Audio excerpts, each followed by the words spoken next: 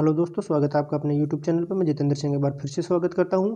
और आज है 15 तारीख और 15 तारीख को हम दिल्ली पुलिस की तीसरी शिफ्ट का पेपर एनालिसिस करेंगे। इससे पहले हमने दिल्ली पुलिस के आज के दोनों पेपर एनालिसिस कर लिए हैं और कल के तीनों पेपर एनालिसिस कर लिया, जिसकी लिंक आपको डिस्क्रिप्शन में मिल जाएगी।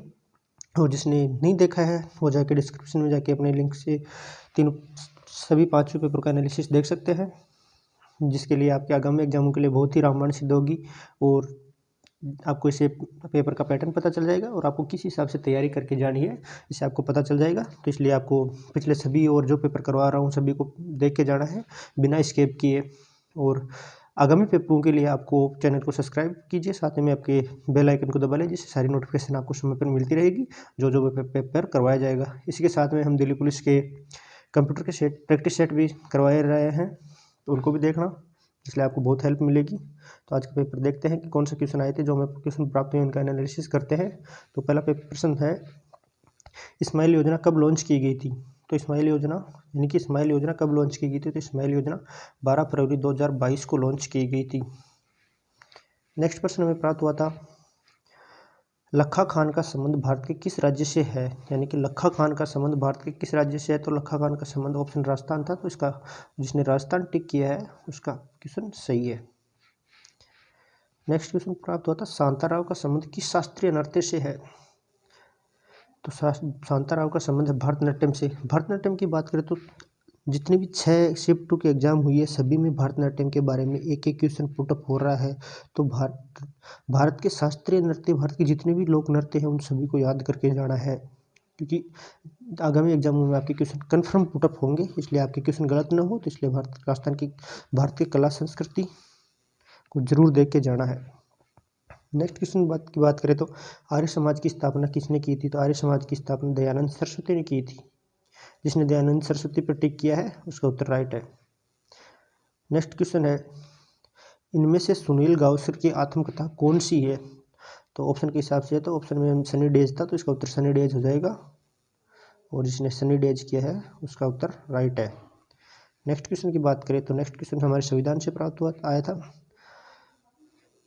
11वां मौलिक कर्तव्य कब जोड़ा गया था? तो 11वां मौलिक कर्तव्य 86 संविधान संशोधन 2002 के द्वारा जोड़ा गया था। पहले 10 मौलिक कर्तव्य थे और अब हमारे पास 11 मौलिक कर्तव्य हैं। क्लियर है।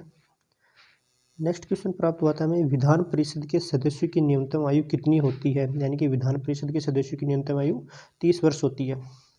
विधानसभा की बात करें तो विधानसभा की 25 वर्ष होती है। नेक्स्ट क्वेश्चन है, अनुच्छेद 166 का संबंध किससे है? यानी कि अनुच्छेद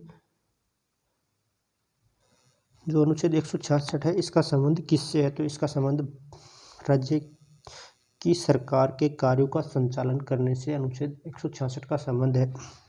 क्लियर है। तो हमारे संविधान से आ रहे हैं 5 से 6 क्वेश्चन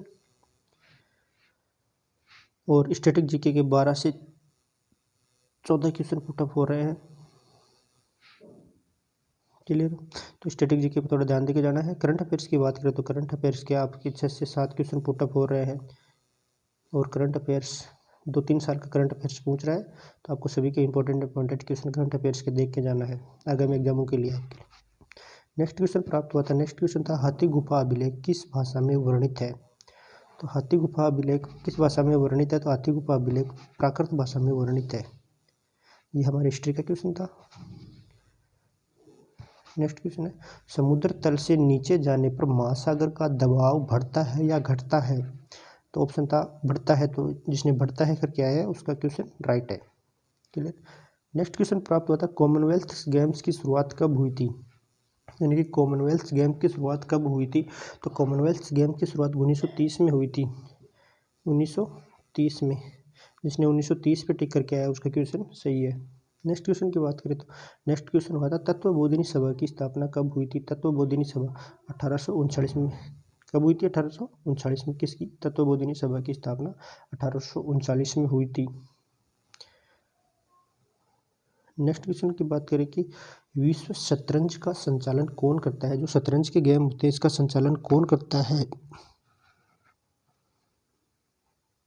तो इसका उत्तर हो जाएगा FIDE, FIDE, यानी कि FIDE विश्व शतरंज का संचालन करती है।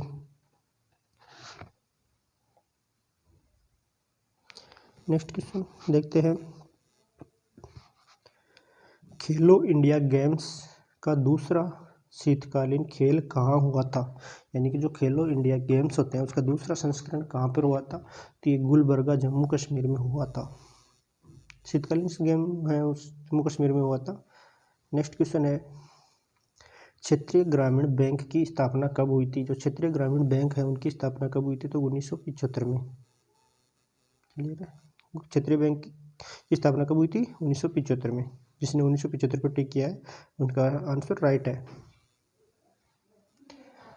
नेक्स्ट क्वेश्चन है, 2011 की जनगणना के अनुसार किस राज्य का पुरुष और साक्षरता 2011 की जनगणना के अनुसार किस राज्य का पुरुष साक्षरता दर सबसे अधिक है? तो इसमें उत्तर हो जाएगा केरल। यानी कि साक्षरता दर से हर शिफ्ट में क्वेश्चन पुटअप हो रहा है। तो साक्षरता दर यानी कि जनगणना 2011 को आप सबको अच्छी तरह से पढ़ के जाना है। और अगर संपूर्ण साक्षरता दर की बात करें तो भी उसमें उत्तर केरल ही होगा। नेक्स्ट क्वेश्चन है, इल्तुतमिश और कुतुबुद्दीन ऐबक का आपस में क्या संबंध था? यानी कि इल्तुतमिश और कुतुबुद्दीन ऐबक का आपस में क्या संबंध था? तो इल्तुतमिश और कुतुबुद्दीन का दामाद था। यानी कि इल्तुतमिश है वो कुतुबुद्दीन ऐबक का दामाद था। नेक्स्ट क्वेश्चन है, जे.एस. वर्मा समिति का संबंध किससे था? यानी कि जो जे.एस. वर्मा समिति है वो इसका संबंध किससे था? तो इसका उत्तर हो जाएगा महिला सुरक्षा से। जिसने महिला सुरक्षा पर टिक करके आया उसका क्वेश्चन राइट है। राजीव गांधी खेल रत्न पुरस्कार का नाम बदलकर मेजर ध्यानचंद पुरस्कार कब कर दिया गया था? जो राजीव गांधी खेल रत्न पुरस्कार था जिसका नाम बदलकर मेजर ध्यानचंद पुरस्कार किया था वो कब किया था? तो अगस्त 2021 में इसका नाम बदलकर मेजर ध्यानचंद पुरस्कार कर दिया गया था। नेक्स्ट क्वेश्चन आया था, क्रिस गेल की आत्मकथा का नाम क्या है? यानी क्रिस गेल की आत्मकथा का नाम क्या है? तो क्रिस गेल की आत्मकथा का नाम है सिक्स मिशन। यानी जिसने सिक्स मिशन पर टिक किया है उसका आंसर राइट है। नेक्स्ट क्वेश्चन है, हमें प्राप्त हुआ था कि इनमें से किस बैंक का राष्ट्रीयकरण नहीं हुआ था? तो ये इसका उत्तर जो ऑप्शन के अनुसार हमें उत्तर होगा। तो इसका जिसको मिला है उसका सही ऑप्शन पता है तो ये क्वेश्चन कर लेना, बाकी ये ऑप्शन के अनुसार इसके उत्तर प्राप्त होगा। क्लियर?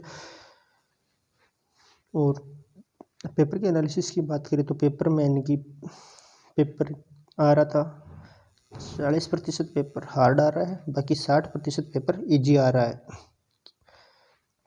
और जिनकी अच्छे से तैयारी है वो 40% में कम से कम 25% तो अटैम्प्ट कर ही सकता है।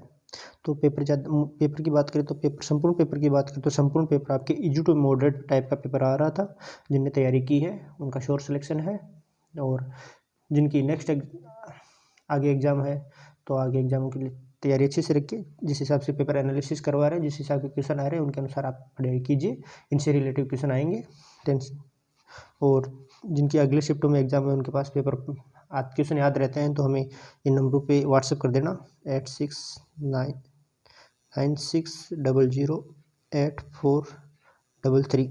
तो हमें प्रश्न प्राप्त हो जाएंगे और हम उसके एनालिसिस करवा देंगे। तो ये थे आज के क्वेश्चन का 15 तारीख की थर्ड शिफ्ट का एनालिसिस। इससे पहले हमने बाकी सभी पेपरों का एनालिसिस कर दिया जिसको आप हमारे चैनल की लिंक पहले लिस्ट में जाके देख सकते हैं। और जानकारी अच्छी लगी और मेरे द्वारा पढ़ाया हुआ या जो पेपर एनालिसिस अच्छा लग रहा है तो हमारे चैनल को लाइक और सब्सक्राइब कीजिए। साथ में सभी नोटिफिकेशन के लिए बेल आइकन को दबाइए। और जिन अपने दोस्तों की एग्ज़ाम में तो दोस्तों तक भी ये शेयर कीजिए जिनसे आपके दोस्तों को भी हेल्प मिलेगी। धन्यवाद।